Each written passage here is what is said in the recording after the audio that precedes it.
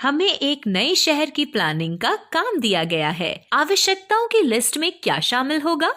एक medical care centre, market area, garden, shopping centre, educational institute और कई चीजें। इनके अलावा पानी की उचित सप्लाई और एक अच्छी तरह से डिजाइन किया गया सीवरेज सिस्टम आवश्यकताओं के चार्ट में सबसे ऊपर होगा। जरा ठहरिए, क्या हम कोई जरूरी चीज भूल रहे हैं? हर घर को ठीक से काम करने के लिए क्या पावर सप्लाई की आवश्यकता नहीं है? जी हाँ, बिल्कुल है। पावर सप्लाई आज हर घर की सबसे जरूरी आवश्यकताओं में से एक है। इसके बिना महत्वपूर्ण और उपयोगी चीजों का इस्तेमाल संभव नहीं है। इसी तरह हमारे सेल्स में ऑर्गेनल्स को काम करने के लिए एनर्जी की सप्लाई लगातार होनी चाहिए। तो कौन सा ऑर्गेनल जिम्मेदारी लेता है इस एनर्जी को सप्लाई करने की? जी हाँ, ये माइटोकॉन्ड्रिया है।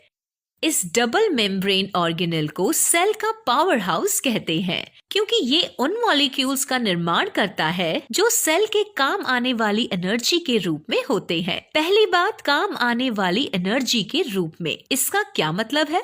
खैर, मान लीजिए कि हम एक दुकान से कुछ खरीदना चाहते हैं। सामान के बदले में हम दुकानदार को क्या देंगे?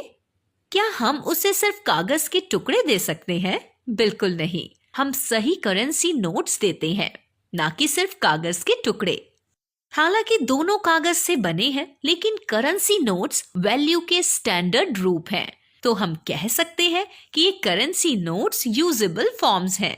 अगर वही आकार का कागज दिया जाए तो वो करेंसी नहीं मानी जाएगी, क्योंकि यूज होने योग्य को ही स्टैंडर्ड या करेंसी नोट माना जाता है। इसी तरह हम जो खाना खाते हैं वो हमें एनर्जी देता है, हम ये जानते हैं, लेकिन खाने से मिलने वाली एनर्जी इस्तेमाल होने वाले फॉर्म में नहीं होती। तो माइटोकॉन्ड्रिया में एंजाइम्स इन एनर्जी मॉलिक्यूल्स को प्रयोग होने वाले मॉलिक्यूल्स में बदल देते हैं। इन्हें एडिनोसिन ट्राइफॉस्फेट कहते हैं। इसे एटीपी के रूप में अब्रीविएट किया जाता है।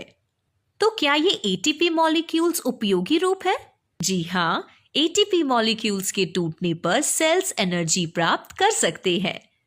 तो सेल का ये पावर हाउस कैसा दिखता है? माइटोकॉन्ड्रिया में दो मेम्ब्रेन होते हैं, बाहरी मेम्ब्रेन और अंदर की मेम्ब्रेन। बाहर की मेम्ब्रेन पोरस होती है। इसका मतलब है कि ये अपने आर पार मटेरियल्स के ट्रांसपोर्ट को अलाउ करती है। अंदर की मेम्ब्रेन थोड़ी अलग और दिलचस्प है समझने के लिए। इस मेम्ब्रेन में कई फोल्ड्स होते हैं और इसलिए उसका सरफेस एरिया ज्यादा होता है। इन फोल्ड्स को क्रिस्टे कहते हैं।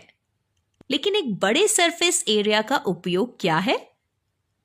एक बड़ा सरफेस एरिया केमिकल रिएक्शन को जनरेट करने वाले एटीपी के लिए एक बड़ी बेस होता है, क्योंकि बड़े एरिया का मतलब है ज्यादा एंजाइम्स जो एटीपी प्रोड्यूस करेंगे।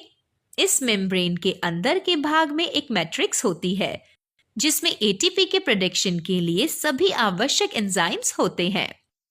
जैसा कि हमने देखा, सरफेस एरिया जितना बड़ा होगा उतने ज्यादा एटीपी मॉलिक्यूल्स होंगे।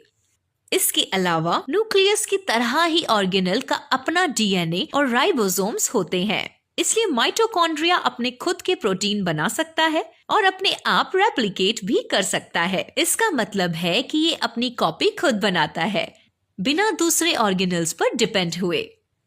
अब जब हम इस महत्वपूर्ण ऑर्गेनल से परिचित हो गए हैं, चलिए हम लिस्ट में एक और दिलचस्प ऑर्गेनल पर एक नजर डालें। आइए हम अगले वीडियो में वैक्यूल्स को देखते हैं।